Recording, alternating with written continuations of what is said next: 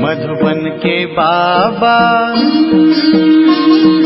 मधुबन के बाबा मुरली वाले, आपका क्या कहना,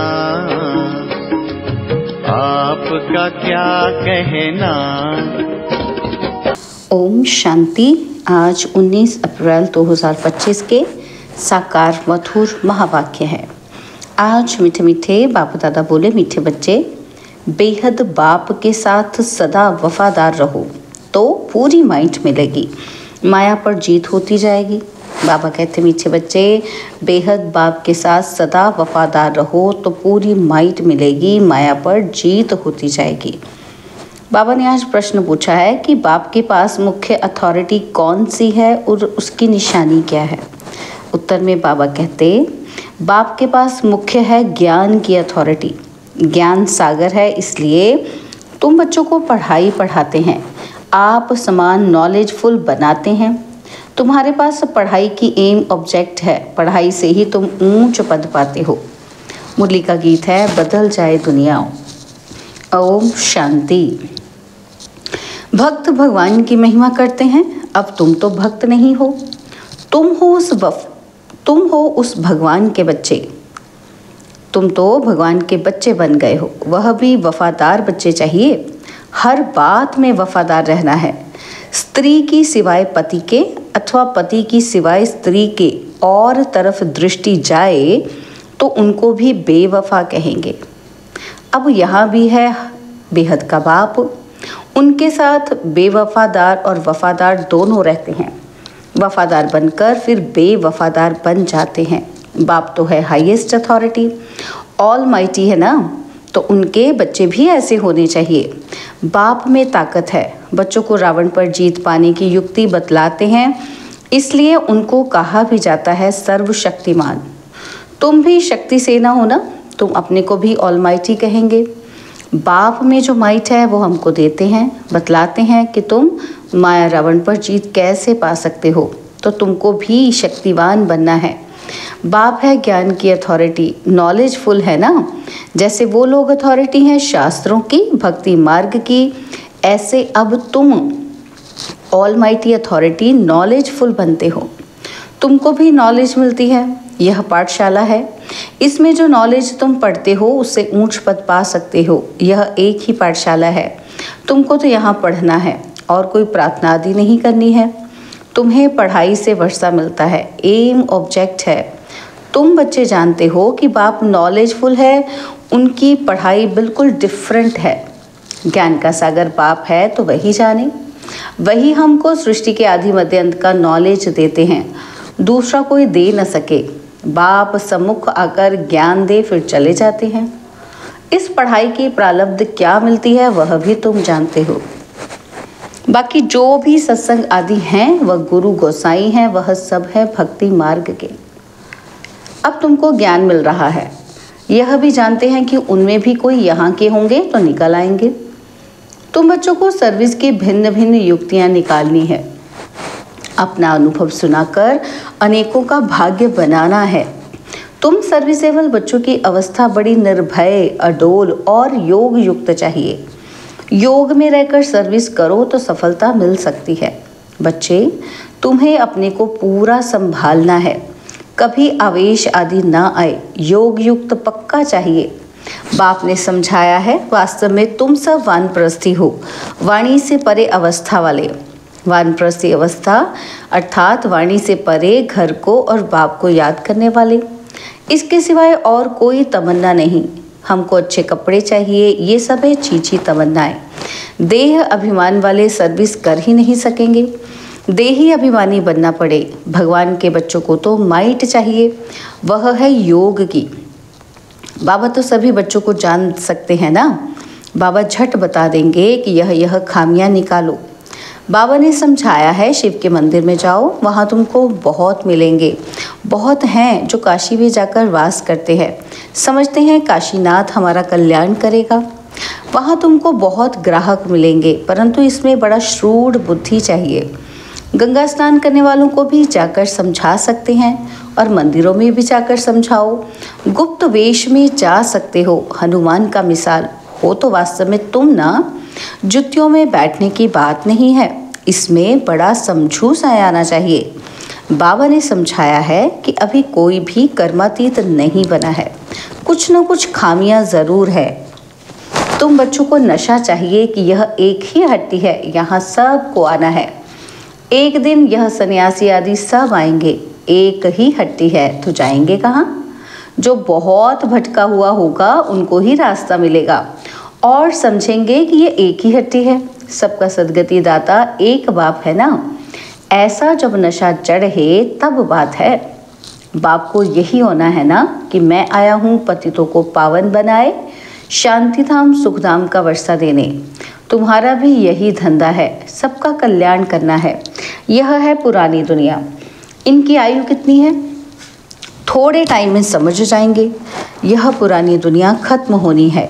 सभी आत्माओं को यह बुद्धि में आएगा, नई दुनिया की स्थापना हो तब तो पुरानी दुनिया का विनाश हो। आगे चल फिर कहेंगे बरोबर भगवान यहाँ है। रचयिता बाप को ही भूल गए हैं। त्रिमूर्ति में शिव का चित्र उड़ा दिया है तो कोई काम का नहीं रहा। रचयिता तो वह है ना। शिव का चित्र आने से क्लियर हो जाता है कि ब्रह्मा द्वारा स्थापना प्रजापिता ब्रह्मा होगा तो ज़रूर बीके भी होने चाहिए। ब्राह्मण कुल सबसे ऊंचा होता है, ब्रह्मा की औलाद हैं।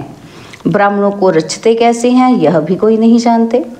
बाप ही आकर तुमको शूद्र से ब्राह्मण बनाते हैं। यह बड़ी पेचीली बातें हैं। बाप जब सम्मुख आकर समझाए तब समझे। जो देवताएं थे वह शूद्र बने हैं, अब उन्हों को कैसे ढूंढे? उनके लिए युक्तियां निकालनी है। जो समझ जाए यह बीके का तो भारी कार्य है। कितने पर्चे आदि बांटते हैं।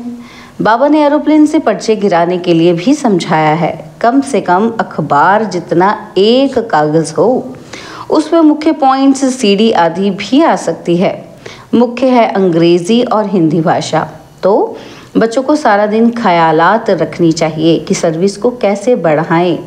यह भी जानते हैं कि ड्रामा अनुसार पुरुषार्थ होता रहता है।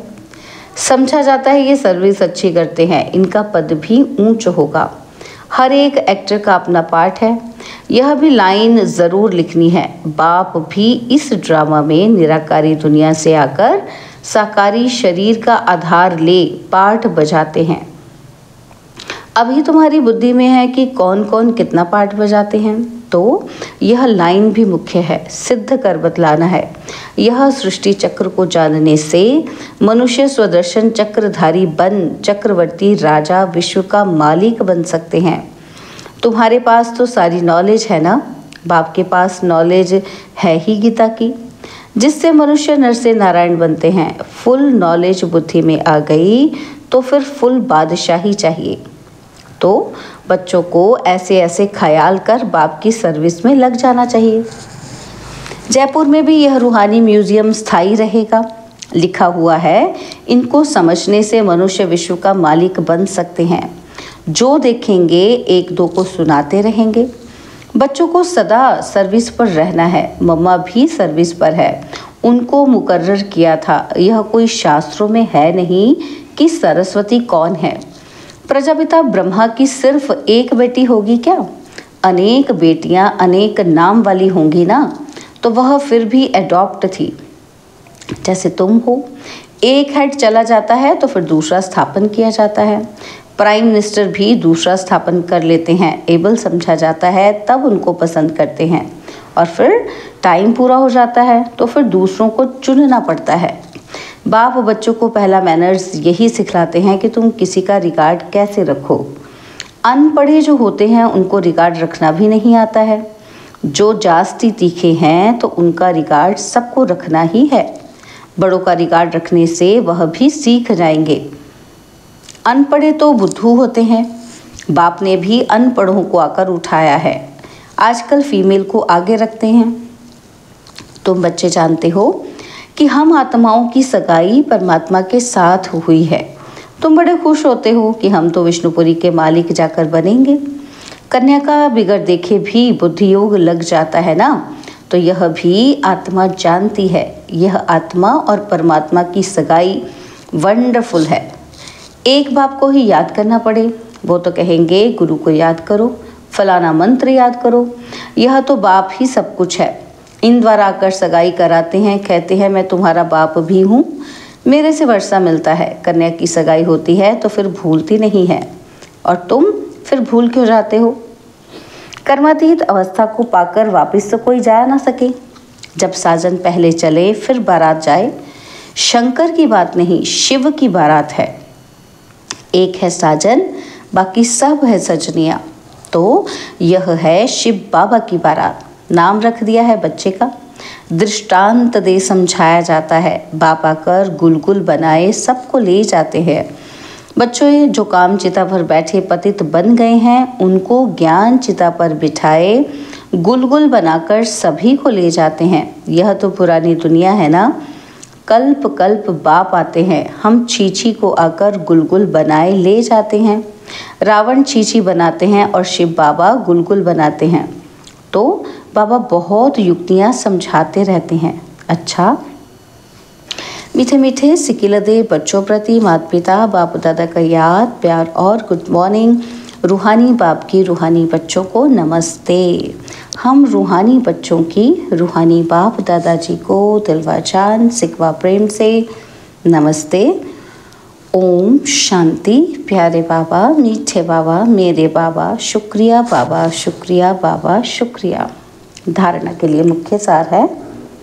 पहला पॉइंट है, खाने पीने की छीछी तमन्नाओं को छोड़ देही अभिमानी बन सर्विस करनी है। याद से माइट ले निर्भय और अडोल अवस्था बनानी है।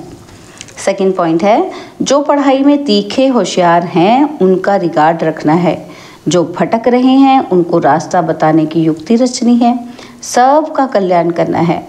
बाबा ने आज वरदान दिया कि अपने महत्व व कर्तव्य को जानने वाले सदा जागती ज्योत भव। अपने महत्व व कर्तव्य को जानने वाले सदा जागती ज्योत भव। आप बच्चे जग की ज्योति हो। आपके परिवर्तन से विश्व का परिवर्तन होना है, इसलिए बीती सो बीती कर अपने महत्व व कर्तव्य को जानकर सदा जागती ज्योत बनो। आप सेकंड में 100 परिवर्तन से विश्व परिवर्तन कर सकते हो। सिर्फ प्रैक्टिस करो। अभी अभी कर्मयोगी और अभी अभी कर्मातीत स्टेज।